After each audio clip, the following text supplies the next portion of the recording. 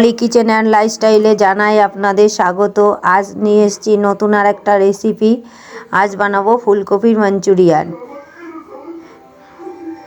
দেখুন ফুলকপিগুলো ছোট ছোট করে কেটে নিয়েছি, পাকোড়ার সাইজে কেটে ভাপ দিতে বসিয়ে দিলাম। আর এখানে সব নিয়ে নিয়েছি। এখানে নিয়ে নিলাম 3 চামচ পরিমাণ ময়দা।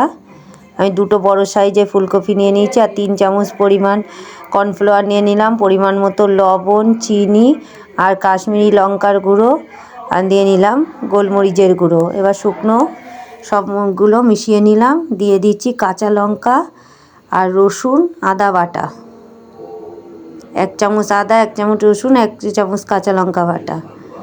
এবার পেস্টটাকে পরিমাণ মতো জল দিয়ে ব্যাটার তৈরি করে নিচ্ছি। সুন্দর ব্যাটার তৈরি করে নিচ্ছি। দেখুন ব্যাটারটা তৈরি হয়ে গেছে। এবার দিয়ে দিলাম 2 চামচ ভিনিগার, কারণ ফুলকপিটা বেশি তো তাই জন্য 1.5 চামচ সোয়া সস,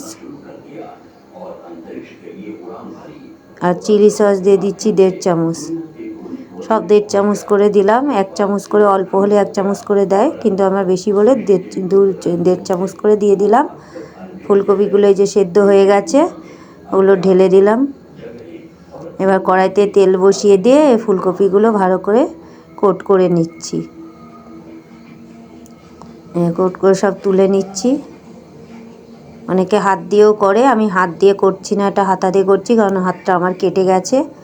সেই কারণে এর উপর দিয়ে একটু কর্নফ্লাওয়ার ছড়িয়ে দিচ্ছি, দিয়ে একটু মাখিয়ে দিচ্ছি হাতা দিয়ে। হাত দিয়ে মাখালে ভালো হয়।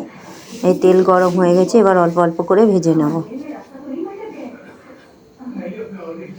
একটু এক পাশ ভালো ভাজা হয়ে গেলে তারপরে উল্টাতে হবে, না হলে কড়াইয়ের সাথে লেগে যাবে। দেখুন একবার ভালো ভাজা হয়ে গেছে এক পাশ, তারপরে উল্টে দিলাম, আর একটু কড়াইতে লাগেনি। এসব তুলে নিচ্ছি, আবার দিয়ে দিচ্ছি।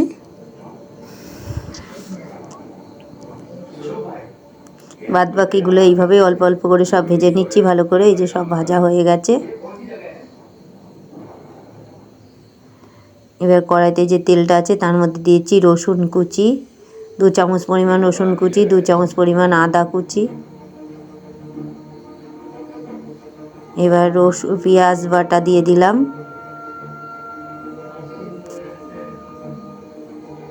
এবার দিয়ে দিচ্ছি 3টে টমেটো পেস্ট। চাইলে তোমরা টমেটো সসও দিতে পারো, আমি টমেটো সস লাস্টে দিয়েছি, আর আগে টমেটো পেস্ট দিয়ে দিলাম। এবার পরিমাণ মতো লবণ, হলুদ, রেড চিলি পাউডার, আর দিয়ে দিচ্ছি গোলমরিচের গুঁড়ো। গোলমরিচের গুঁড়ো দিয়ে দিলাম, আর স্বাদ মতো আমি চিনি দিয়ে দিচ্ছি। একটু ভালো করে নাড়াচাড়া করে ভাজা ভাজা করে নিচ্ছি।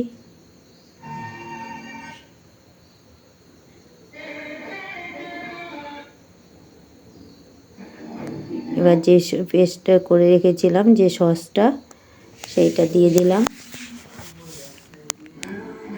এবার একটু ভালো করে ভেজে নিচ্ছি।